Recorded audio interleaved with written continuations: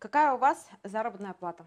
Вы меня Ну, потом просто здесь будете бить потом этим. в период 5 лет участвовал только один дом. Ну, хотя как человек, корни которого с Кавказа, я, конечно, мог бы сказать, да, но Возле мусора. Правда ли, какая судьба карася сейчас? где? В автобусе? Приветствую всех! Вы смотрите выпуск номер 3 «Отчет должностных лиц». С вами Марика Амосова. В этом выпуске выступит с отчетом о проделанной работе начальник управления Центрального округа Гасанбалаев Михаил. Здравствуйте! Добрый вечер. Новый формат «Отчет должностных лиц» руководителей подразделений, заместителей руководителей подразделений, руководителей отделов структурных подразделений, окружной администрации города Якутска. Выступает в формате прямого эфира в виде интервью. Отчет должностных лиц – это программа, в которой есть открытость, взаимосвязь и реакция, и даже возможность задать онлайн-вопрос, на который вы получите своевременный ответ или обработку на него. Мы ждем, задавайте свои вопросы и пожелания в онлайне. Добрый вечер, Михаил, еще раз. Дорогие жители города Якутска, давайте приступим. Как мы знаем, третий год вы возглавляете управление Центрального округа. Основные задачи, в чем заключается ваша должность и ее функции? Добрый вечер еще раз. Я прошу прощения сразу за свой голос, потому что немножко простыл. Действительно, я уже более 3 лет возглавляю управу Центрального округа. Я, наверное, один из первых руководителей территории у вас в гостях, поэтому скажу, наверное, в целом задача всех управ города, в первую очередь, это, конечно, обеспечение комфортного проживания населения. Такая общая задача, из которой выходит несколько направлений, основных направлений работы, которые мы курируем. Это, в первую очередь, конечно, это жилищно-коммунальное хозяйство. У нас в округе расположено 192 многоквартирных дома, 178 из них каменные, 14 деревянных многоквартирных домов. Центральный округ, конечно, по сравнению с другими округами, достаточно мало у нас деревянного фонда, по понятным причинам. У нас проживает более 35 тысяч человек, округ в целом не очень большой, но достаточно густонаселенный. И, конечно, задача, чтобы во всех этих домах, во всех социальных учреждениях округа, во всех образовательных учреждениях округа было тепло, и подготовка к отопительному сезону, его безаварийное прохождение, это, конечно, одна из приоритетных задач. И мы здесь проводим достаточно большое количество работы, как подготовительной, так и не так уже прохождения отопительного сезона. У нас в округе в основном обслуживают 10 крупных управляющих компаний, порядка 18 ТСЖ в округе. Мы с каждым из них ведем работу и, скажем так, отвечаем за качество предоставляемых услуг. Мы в постоянном контакте с нашими ресурсными организациями, Водоканал, ИТЭЦ, Якутскэнерго. Наверное, одна из основных задач округа – это вот как раз координация работы различных структур, различных Ведомств по аварийным или текущим ситуациям. Приятно отметить, что Центральный округ зачастую занимает лидирующие позиции по подготовке, по прохождению отопительного сезона. И хочется верить, что и этот сезон 17-18 отопительный, пройдет без сильных аварий. Конечно, текущие ситуации есть достаточно старые дома, и понятно, что есть аварийные ситуации, но мы стараемся оперативно их устранять. И если к нам заявки поступают, они, конечно, есть, мы их отрабатываем. Ответственность, что касается еще жилищно-коммунального хозяйства, это, конечно, по текущему содержанию дворовой территории, по санитарному состоянию, по текущему ремонту домов. То есть, что входит в текущий ремонт домов, это подъезды, это прилегающая территория, это дверные проходы. То есть текущий ремонт должен зачастую ложиться, конечно, на управляющую компанию, и мы с управляющей компанией постоянно в контакте и отрабатываем такие адреса, которые находятся в не очень хорошем состоянии. Есть понятие капитальный ремонт, но этим уже занимается фонд капитального ремонта. По округу у нас в этом году прошли 2 дома, это Хабарова 7 и Курашова 19, если помните, мы в 2016 году снесли дом «Нужные вещи», расселили наконец-то деревянный. И рядом с ним, сейчас на этом месте сквер, должен быть сквер ветеранов тыла, и рядом стоит дом Курашова 19, там это можно видеть, там фасадные работы, замена балконов, кровельные работы проходили, те работы, которые идут по фонду капитального ремонта. Отдельно хочется сказать про программу, которая началась у нас в этом году. Это федеральная программа формирования комфортной городской среды. Программа направлена на улучшение дворовых территорий нашего города. Программа очень, я считаю, очень нужная. Она рассчитана на 5 лет. И в этом году по территории Центрального округа 4 двора попали по эту программу. Это проспект Ленина 11/2, 11/1, Ленина 7/2, 7/1, Курашова 43, Короленко 28, это один двор, и Чернышевского 16, 16/1. Что входит в этот перечень работ? Есть минимальный перечень работ, это асфальтирование, это освещение, это установка скамеек и урн.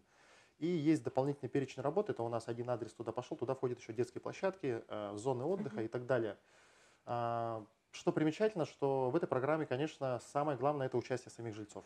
То есть сейчас ваш двор – это ваша ответственность в том плане, что вы должны выходить сами с инициативой ремонта своего двора и сделать протокол общего собрания, подготовить дизайн-проект и подать документы на комиссию.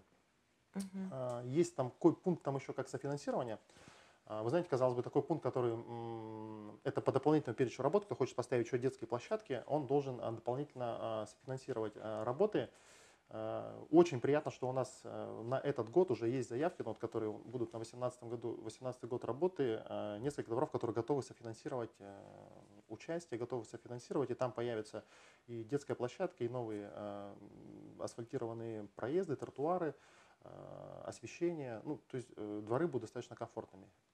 Очень приятно, что у нас город одним из первых участвует в этой программе, и она на протяжении 5-летия мы более-менее все дворы многоквартирных домов должны сделать. Конечно, большая работа проводится по благоустройству территории. Туда входят санитарная очистка округа, туда входят работы по откачке, отсыпке, проездов, дорог.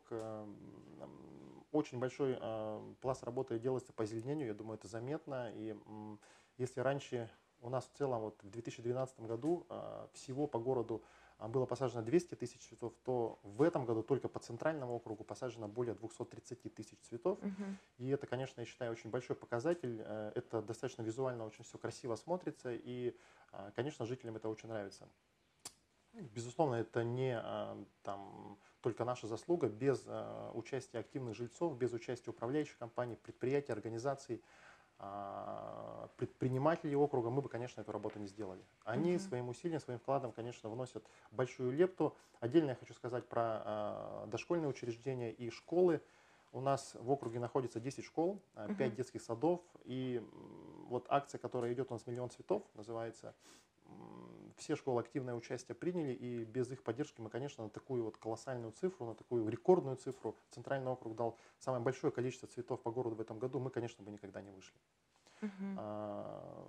Конечно, хотелось бы у нас видеть больше детских площадок. В этом году у нас установлено по округу 4 детские площадки. Мы зачастую по линии бюджета управы ставим одну детскую площадку. Депутат Алтумена Никитин Игорь Юрьевич ежегодно по одной детской площадке отставит в Центральном округе. В этом году также у нас предприниматели на Амосова 4 поставили одну детскую площадку, за что им гигантское спасибо. И по линии комфортной городской среды на Ленина 7/2, я уже сказал, там у нас игровая зона появилась.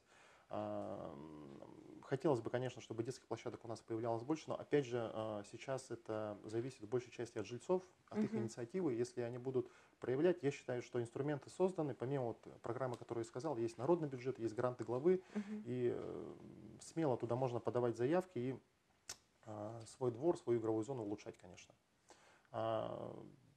Еще одно направление работы управы – это социальная работа. Конечно, у нас очень много ветеранов проживает. В Центральном округе на данный момент проживает 18 участников войны, более 450 ветеранов тыла. Конечно, мы каждому должны оказать внимание. У нас проживает старейший житель города Якутска Силин Александр Семенович, ему 103 года исполнилось в этом году. Мы очень горды этим жителем, что он проживает именно у нас в округе. У нас есть многодетные семьи, около 300 многодетных семей проживают в Центральном округе. Конечно, больших полномочий работы с многодетными семьями у нас нету, но опять же есть пособие, есть выдача удостоверений в многодетных семьях. Эту работу мы стараемся проводить. Конечно, работа с общественностью, с общественными советами округа, она нам очень помогает. Наши советы общественные, которые у нас созданы, Женсовет, Совет ветеранов, Совет молодежи, Совет отцов, это, конечно, большая опора в работе управы, потому что, вы сами понимаете, 35 тысяч жителей, работают там в округе 14 человек всего, конечно, мы полностью там каждого охватить не сможем, и те общественники, которые нам помогают, они делают, конечно, большой вклад тоже. Мы им за это очень благодарны. стараемся поощрять, и те мероприятия, которые они проводят, конечно, мы поддерживаем всегда. Конечно, мы стараемся проводить большую работу с предприятиями и учреждениями округа, с предпринимателями. Это тоже одна из обязанностей управления. Мы на данный момент имеем схему размещения нестационарных торговых объектов по округу, то есть это киоски, по-простому говоря, киоски, там магазины. На данный момент в округе 73 объекта входят в эту схему, и мы также проводим с ними работу в части заключения договоров, поступления в бюджет. 2 года назад была большая работа проделана по легализации этих киосков, то есть раньше их вообще они находились на таком непонятном положении, не были легализованы, не платили аренду в городской бюджет, там, соответственно, никто их не контролировал, они так сами по себе были. Была сделана схема размещения нестационарных торговых объектов, и согласно этой схеме сейчас все достаточно открыто, легально, и мы с этими предприятиями и предпринимателями работаем. Я ознакомилась с отчетом, и вот здесь указано, что приоритетных направлений работы получения жилищных условий населения округа является контроль за сносом и расселением населения ветхого и аварийного жилья. За период 2013-2017 годы в третьем квартале 2017 года проведены работы по расселению и сносу деревянного жилого дома по адресу Ярославского 6/2. Да, То есть это было недавно совершенно, да? Угу. И вытекающий вопрос. За период 5 лет участвовал только один дом, получается? Нет, конечно, нет. Это только в этом году данный дом снесен. Просто эта программа пятилетняя, она в этом году заканчивается, и мы очень сильно ждем продолжения этой программы, потому что благодаря этой программе очень много деревянного фонда у нас в городе снесено, расселено, и еще, конечно, очень много осталось, что нужно переселить, и жильцы очень ждут эту программу. Ярославского 6/2 это дом около второй школы, деревянный дом, он был снесен, жильцы расселены. В этом году у нас только один дом. В прошлом году мы снесли 3 дома, это вот дом «Нужные вещи», Курашова 21, потом по Петра Алексеева 44, это радиотехнический колледж, и по Шевкунова снесен дом. В целом за 5 лет, я могу ошибаться, но в округе центральном порядка, наверное, 12-14 домов деревянных снесено. У нас осталось их не так много по центральному округу именно, но все-таки они есть, 14 многоквартирных домов, и, конечно, часть из них не признана аварийным, то есть в эту программу, ну, для понимания, понимали, попадают дома, которые признаны аварийными. Эта программа пятилетняя была разработана для домов, которые признаны аварийным до 2012 года. Конечно, после 2012 года очень много еще домов признали аварийным, и вот мы сейчас ждем продолжения этой программы, чтобы посмотреть, какие дома в какой год попадают на расселение. Эту программу у нас курирует Департамент жилищных отношений, так что информация, если что, можно взять у них. Тут еще про стрит-арт. Да. Как помню, в этом году приезжали художники из Москвы и из Италии. Скажите, пожалуйста, это очень красивые такие объекты, очень хорошая акция с Национальным художественным музеем и совместно с мэрией города Якутска. Тут вопрос такой, сколько заплатили за такие прекрасные работы? Московскому и итальянскому художнику? Я, честно говорю, не знаю, потому что не по линии бюджета управы эти работы проходили. Эти работы у нас курировало управление архитектуры, поэтому я точную сумму сейчас вам не назову. Единственное, я хочу сказать, что, конечно, вот эти все работы, стрит-арт, он получил отличный фидбэк, обратную связь от горожан. И, ну, наверное, большая часть населения города, конечно, оценила по достоинству, им понравились эти работы. Конечно, мнения бывают разные. Но я как руководитель округа, когда управление архитектуры обратилось и сказали, можете ли вы посодействовать, ну, чтобы вы понимали, чтобы, например, нанести такой рисунок на стену, мы должны провести общее собрание жильцов, чтобы жильцы разрешили, то есть это, ну, как бы глухая стена, это получается их такое общее имущество. Мы должны составить протокол собрания жильцов, что они не против, что... Ну да, 50% за нанесение. Вот, ну, и жильцы, в принципе, все откликнулись достаточно хорошо, никаких сильных претензий не было. Они посмотрели слизы, сказали, да, здорово, мы как бы согласны. Вот на Ломоносовой и на Лермонтова 58/2 у нас появился вот Чирон, да, получается, и вот девушка в зимней одежде. Если вы хотите знать мое мнение, то мне очень нравится. Я очень был рад, когда вот и рисунки Каданы появились у нас вот на улице Кирова на многоэтажных домах. И очень надеюсь, что вот это направление стрит-арт, оно будет продолжено, потому что все-таки, я считаю, нашему городу не хватает немножко вот ярких красок. У нас очень долгая зима, у нас туманы, и вот такие яркие моменты, такие яркие вот рисунки, они добавляют какой-то живости, какой-то энергии. Вообще вот когда смотришь в интернете про стрит-арт, он набирает огромную популяризацию по всему миру. И одни из, кто начал, это город Якутск. Мне кажется, если у нас очень много талантливых художников, молодой мальчик, который тоже красит, разукрасывает подъезды, можно вовлечь и нашу Кудану, талантливую девочку, и объявить какой-то конкурс на какую-то определенную тему, потому что это очень красиво смотрится. Ну, так первые шаги уже в этом направлении. Если Кудана вот участвовала, когда вот в Дети Азии в 2016 году, и в этом году вот уже приглашенные художники это, вот, продолжили это дело, и очень отрадно, что вот Асин Сергеевич это все поддерживает. Я буду очень рад, если это продолжится в нашем городе. То есть еще пока неизвестно, да? Мне нет, я не знаю. Это вот, я говорю, у нас наша архитектура занимается. Если скажут еще найти дома, которые, я думаю, что в Центральном округе найдутся дома, которые будут под это дело задействованы. Юбилейная конструкция 385-летию города Якутска на перекрестке Ленина и Амосова. Тут пишут, что это непонятная конструкция. И наши горожане не могут понять смысл этой реконструкции. Это вот, как я понимаю, лошади же, да? Или мы что-то... Или вот 385 сердечко Якутск. Нет. Который все переезжает. И не то, и не другое. Нет. Нет, это просто была арт-композиция, которая находится на перекрестке Амосова, проспект Ленина. Там просто надпись «Якутск 385», она просто была поставлена к юбилею города Якутска в этом году. И в следующем году мы, конечно, ее поменяем, потому что это прям под юбилей. У нас еще есть арт-объект такой, появился «Пульс округа» называется, может быть, видели, на перекрестке Кирова. Светится еще. Да, то есть такая кардиограмма и там надпись «Центральный округ». Тоже люди так, некоторые сказали, как-то такой достаточно странный объект, но арт-объект, он на то и арт-объект, что люди могли бы с ним сфотографироваться, как-то необычно выглядел, и мне кажется, что получилось в целом неплохо. Так, мы рассказали про акцию «Миллион цветов». Было посажено около 234 тысячи штук цветов. Из них вне бюджета 212 тысяч цветов штук. Это большая часть. Откуда, каким способом и как смогли выйти на такой результат?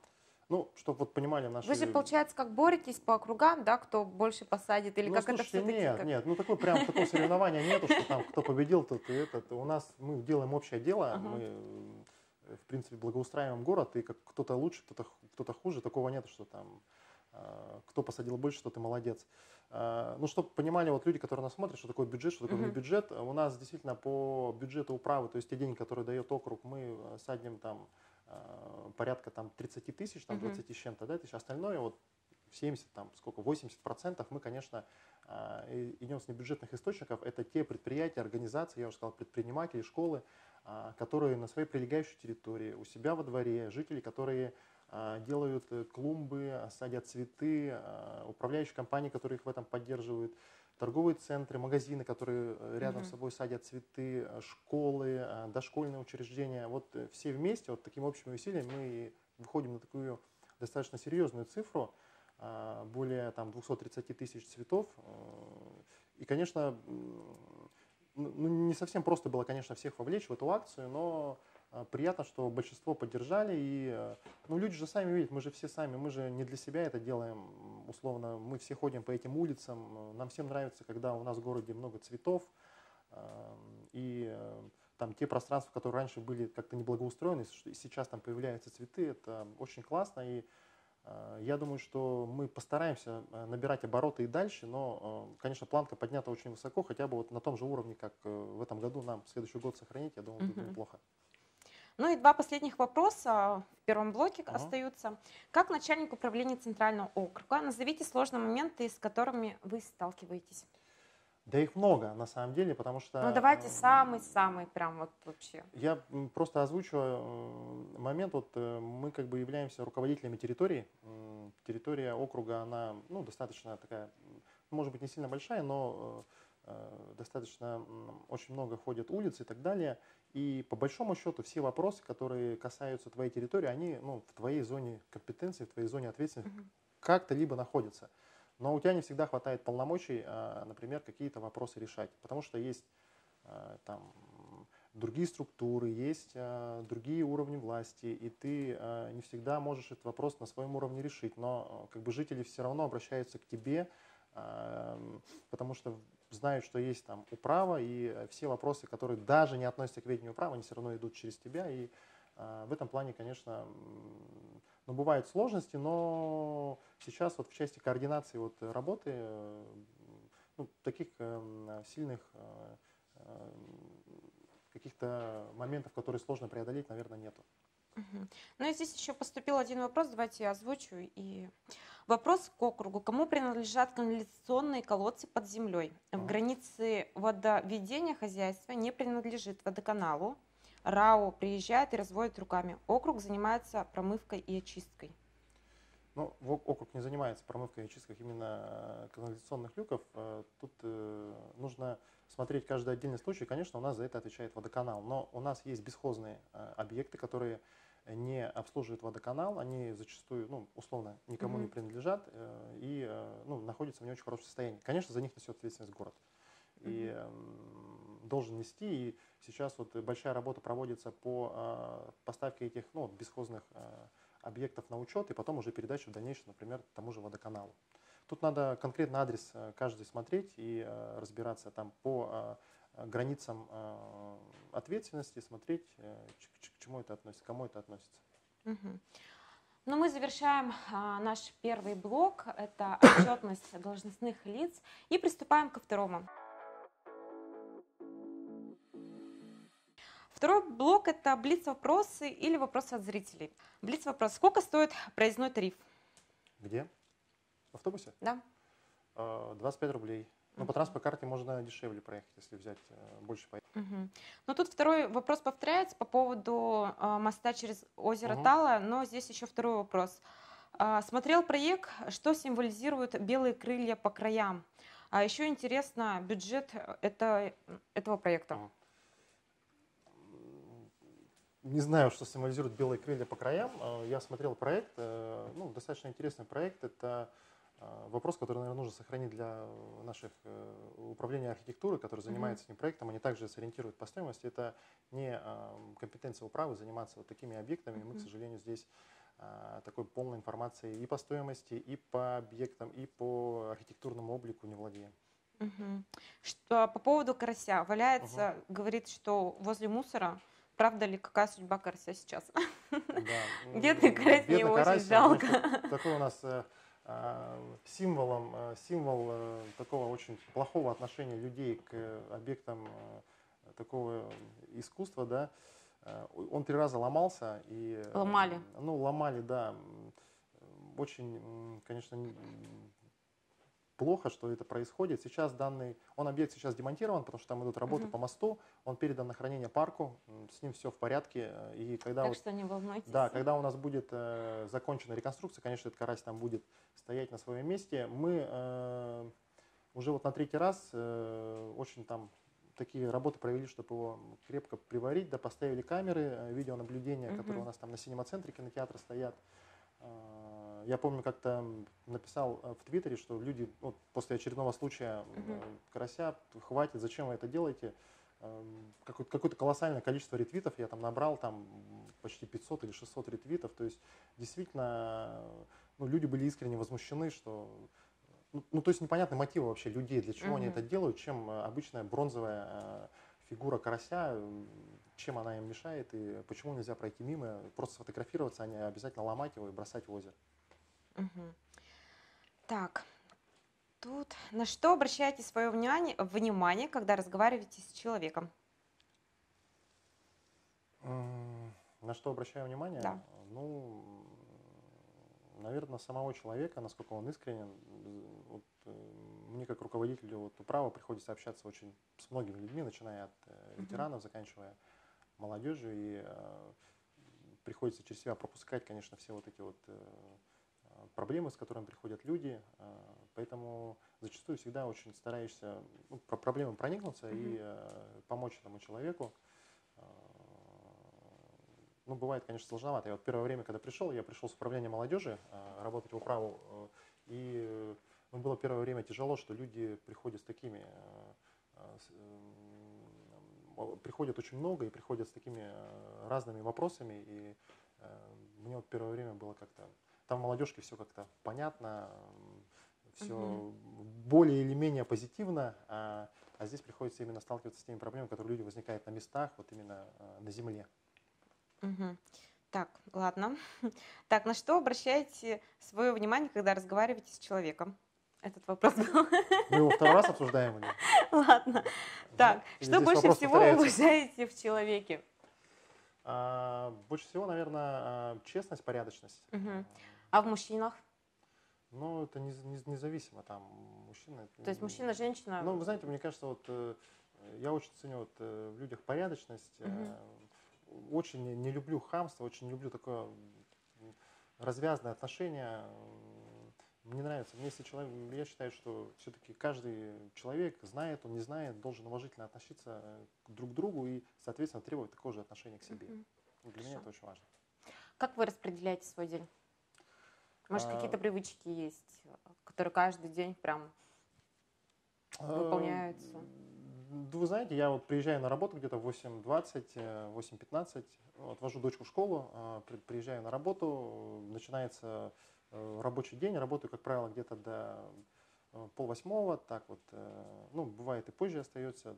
Каких-то определенных обязательных ритуалов днем у меня нету, Мгм. но вот 2 чашки кофе я стараюсь обязательно выпивать в день, да, вот это, конечно, не очень хорошо, но без этого никак не могу. 3 раза в неделю в обед стараюсь ходить в спортзал. Мгм. Как вы оцениваете свою работу? Вы отличник, хорошист, троечник, двоечник? Ну, наверное, мою работу должен оценивать не я. Есть, Почему все так отвечают? не, ну, потому что есть, ну, во-первых, есть люди, которые меня брали на эту работу, мой руководитель, глава города, в первую очередь он должен оценивать эту работу. Ну и, конечно, у нас, ну, жители округа, конечно, у нас ежегодно проходят отчеты перед населением, где население высказывает свои пожелания, ставит оценку работу территории. Вот эта вот оценка для меня важна. Но самому мне как-то неэтично оценивать свою работу. Мгм. Может выйти не объективно. Мгм. У нас ИКНК себе поставила отметку, как он троечник. Вот.